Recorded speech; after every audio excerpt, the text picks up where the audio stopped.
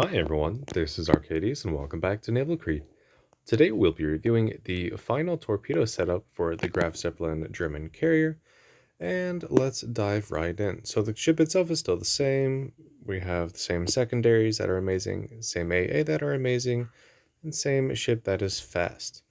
Um, the only difference is that we have the second layout, which has torpedo bombers equipped, along with a couple dive bomber squadrons and only one fighter squadron. And there are two options for torpedo bombers themselves. So yesterday we went over the 24 knot crawling torpedoes that did almost 10k damage each. And those were really powerful, but really hard to land. So hopefully today's will be easier to land since we now have 40 knot torpedoes. However, they don't do as much damage, only about 7,400 max damage. And they only go, I think it's what, 2 kilometers? Yeah, we lose a kilometer of torpedo range to only 2 kilometers, which is fine, but we also lose flood chance. But honestly, if you're able to hit the torpedoes, then that's really what's important. So we're going to be using these second set of torpedo bombers, and let's see how we can do today. Alright, here results the game. 1 carrier, 2 battleships, and 5 cruisers, with no destroyers, which is actually really good, because I'm not good dealing with destroyers and carriers. However, Graf Zeppelin is probably the best one to deal with destroyers, considering she has those really good secondaries. Alright, so we're about to start off. I do have health buffs and speed buffs applied, so do keep that in mind. And then we're just going to start heading out this way. So we're going to bring out our torpedo bomber squadrons first, and then our dive bombers, and then our fighters last, because they can catch up with the rest of my strike force. Now, I've never actually used these torpedo bombers before, but they should be pretty straightforward considering they're pretty similar to other carrier-based torpedo bombers. Okay, so they're heading out. Let's bring out our fighters. And then our dive bombers as well. Let's put all of our torpedo bombers together. Let's put our fighters with our torpedo bombers for AA coverage. And let's surround squad 5 around squad 6, so we have a tighter circle. And we're just going to run straight north pretty much, though I guess we could try to go for A. Alright, so we're going to go towards Alpha Cap. And let's see, King has strong AA, but nothing else really. Gneisenau's are fast, but they're also pretty long and wide, so it should be a relatively easy target to nail. And Nelson's are even more so easy to hit. So you have the Graf over there, Pensacola. Not really worried about any of these. There's the King. You know what, let's go for the Nelson first, since she is the one closest over here.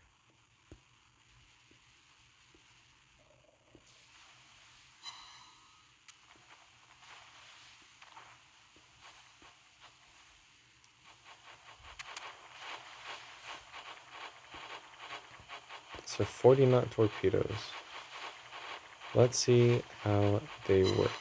So I think that should be a good enough lead. Let's find out. So we did lose an entire squadron already, but we were able to get almost all of our torpedoes that were actually launched off on target. So that's pretty decent. And let's see if we can go dive bomb one of these cruisers up here. I think we're definitely going to lose our fighter squadron, unfortunately. But that's fine.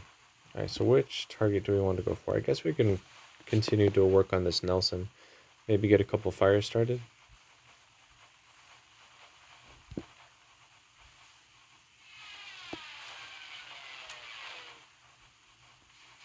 We still have all of our dive bombers. Let's see what they can do. Oh, we just lost one. But we were still able to get 9 hits with 2 fires, so that was 100% accuracy from the remaining dive bombers we have. The dive bombers are just so good. It's really a no-brainer to take them. And then our secondaries are gonna start going ham on these cruisers. If you give it enough time, they will be sunk by the secondaries as well. And let's start getting our torpedo bombers back up for the next target, which I'm assuming would be the Gneiss now, but we'll see what we can do. I'm going to try and cap this base, however I don't really feel comfortable doing that because there are quite a few torpedo cruisers over here, or torpedo equipped cruisers.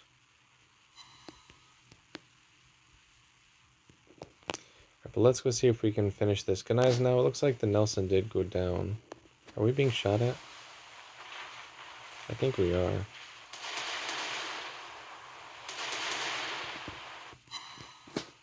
Doesn't matter. Alright. So let's go finish off this Gneiss now, and then I think the next big target we'll take on is the carrier, and just leave our secondaries to deal with all these cruisers.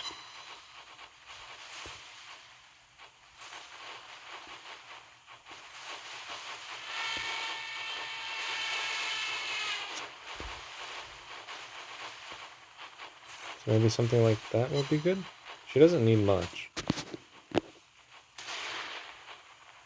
Alright, so we're going to cap the base here. We sank the Gneiss now.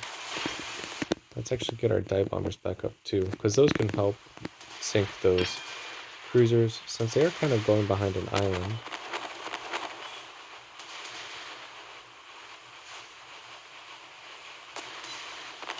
And then the carrier is now in secondary range as well, so let's try to get our left secondaries on her while we go and try and work on this Shunking a little bit with our dive bombers.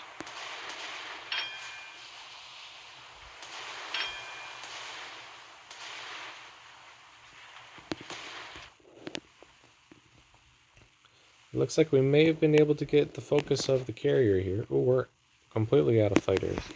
So now we're going to pop up our defensive AA. Not even actually sure what I sank at this point. I didn't catch what that was. It's no use.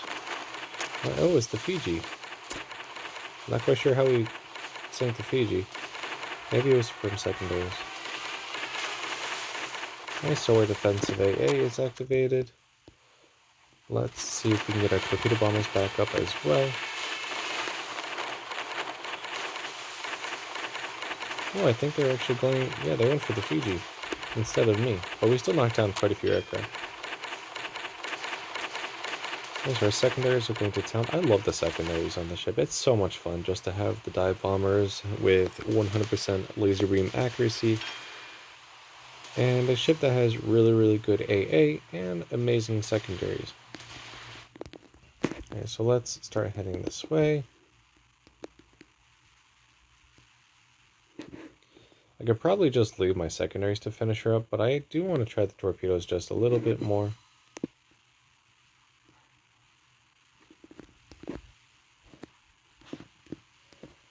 So we did end up losing all of our fighters, which was kind of not surprising considering we only had one squadron of them. But still, this is not the best setup if you're going to try and use your fighters effectively. So let's try that for torpedo drop. And might as well just have the dive bombers come in too while we're at it. And a little slow on the drop, but we are able to get a torpedo off still and sink the ship. So in my opinion, these are going to be the better torpedo bombers. Unless you have enough practice with them, then the first set could work too, but we were able to finish the game with 184,000 damage, 3 ships were sunk, 13 torpedo hits, 18 bomb hits, 28 aircraft shot down, 9 fires, 1 flooding, 1 capped base, 286 secondary hits for 6,700 base XP and 9,200 free XP. We were able to do 32,000 damage in fires and floodings, 59,000 damage in secondary hits. Torpedoes did 64,000 and bombs did 28,000 damage. So yeah, these torpedoes are a lot easier to use. However, they are obviously not strong as the first set. You lose about 2,500 damage per torpedo, which does add up quite a bit over time. So if you are good, or you put enough practice in with these first set of torpedoes, then you can definitely one-shot anything you come across. There's probably not anything that can survive 15 torpedoes that do almost 10,000 damage each.